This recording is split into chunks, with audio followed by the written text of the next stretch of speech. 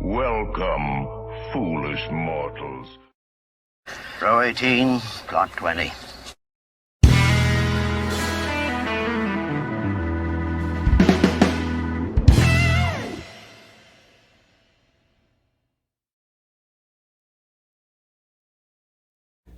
Hey everybody, welcome to Now It's Dark. I'm Jim, and this is Dollar Tree Theater, episode 9. Yes, I will tell them. It's Haunted Doll Month, as Malcolm, yes, Malcolm wanted me to say. This is my haunted doll. Robert the Doll Month, basically, because we're doing all 4 out of the 5 films, or however many there are, of Robert the Doll.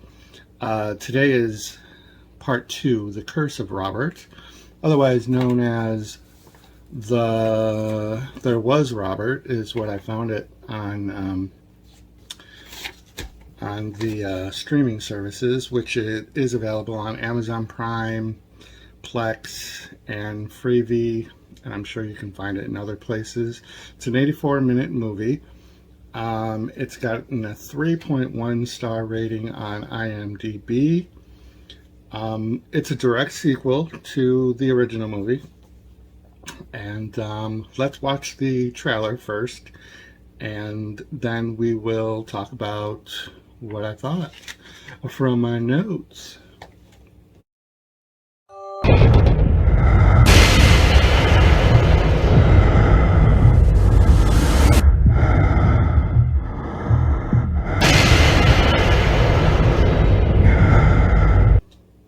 Okay, so let's see.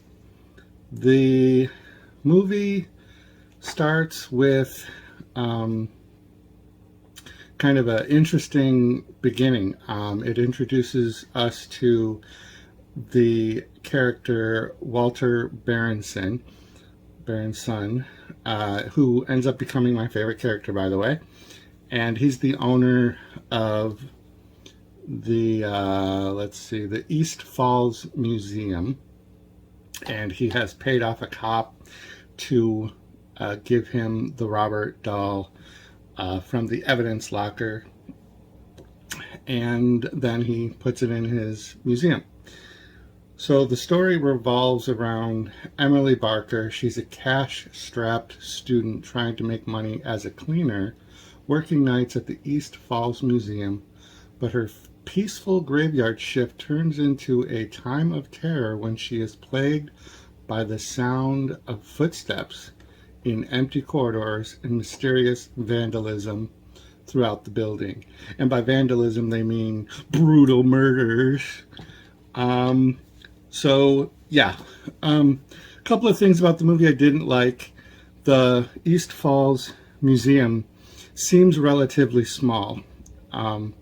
So they have Emily, who starts the job. There's already another woman who is there as overnight cleaners. And then there's 2 security guards that are in this museum. But the museum itself looks small. I think they intended to shoot it in a way that made it look bigger than it was. You don't really get a good sense of that there's exhibits either. It's very kind of like cramped and cluttery. So you don't really get a good vibe of like Night at the Museum kind of thing. Emily was played by Tiffany Seary. She was also in The Curse of Halloween Jack. She only has over a dozen or so credits. Again, I mentioned my favorite character was the owner of the museum, Walter Berenson. He's very active. He's got a lot of stuff in production right now, a lot of credits to his name, and I was very shocked to see that his very first credit as an actor was the 1978 Attack of the Killer Tomatoes. So he was my favorite actor in this movie before I knew that, but that just sealed the deal for me. So the opening sequence of the evidence locker heist by the cop to him is good. And then it has a nice opening sequence, and you're going to be triggered if you have doll phobia, because they show lots of different dolls and doll heads and stuff, little montage. But then it cuts to the movie, which didn't have as good production quality as that opening sequence did. Very, very long driving sequence with the credits coming in and out. So it would be like a little scene of Emily driving through the UK woods or wherever, countryside. And then it would cut to a gray screen with somebody's name from the movie, and then cut back to driving, cut back and forth. It did that several times, a little bit overplayed as far as a credit scene. So then it takes a really long time. You see Robert in the case, and you get a quick glimpse of like running, but then it takes almost a full half hour before there is actual Robert out of the case scenes. So it takes really too long. There's a lot of really long, drawn out scenes in the movie. It's only 84 minutes to begin with, and a lot of it through editing this could have easily been an under an hour long movie for something else that I'll bring up in just a little bit. So again, I mentioned there was 2 security guards. They don't take tours of the museum together, they take turns. And same thing with the cleaning people, the 2 ladies that clean. So if you're in the museum cleaning, you would have the lights on, but when they show the one scene of one of the security guards doing his tour, the lights are off.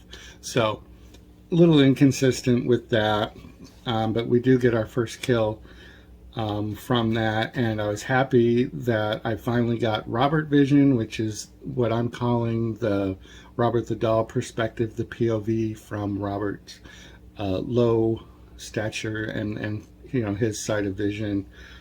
And I may just not have noticed it in the first Robert movie, but this one, he has his own like theme music. So like when Robert's doing his thing, there's like some good music that I do like. They also made it sound like you could hear his thoughts maybe, or his voice. I don't know if they intended for the victims to hear what was on screen, or if that was like what we were hearing because it was in his head. I couldn't really make it out what they were saying. So they introduced this annoying relationship thing between one of the cleaners and one of the security guards. It really wasn't necessary, but it did kill time in the movie. Then there was a cameo from the annoying mom. If you saw my Robert review, she's in it, and she's still just as annoying. And her character's name is Jenny Otto. She's played by Susie Francis Garton, and I just hate her character, and I don't want to look at anything else that she's in because I'm afraid that that's how she is and everything, and that's probably not fair, but I really just hate her character. Bonus for boobies. Okay, so it wasn't real live action boobs, but it was newspaper article. I guess it would be considered what used to be referred to as page 6, like sex ads or whatever, but boobies. So that was, always good to see in a movie. So it takes it does better than the first Robert film. Not enough kills, not enough Robert vision, in my opinion. For me, I would have liked to have seen more of that. Then the end of the movie, let me just say that justice was served, that the correct person was arrested, handled by the law, and they set up the next movie, which is Robert and the Toy Maker, and that will be coming review to you next week. But they really took a long time setting up.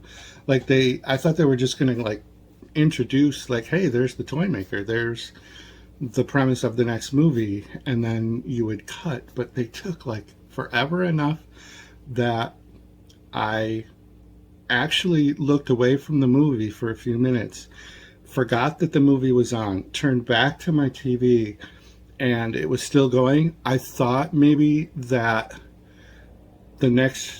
Robert and the Toy Maker had actually started, that the next movie started.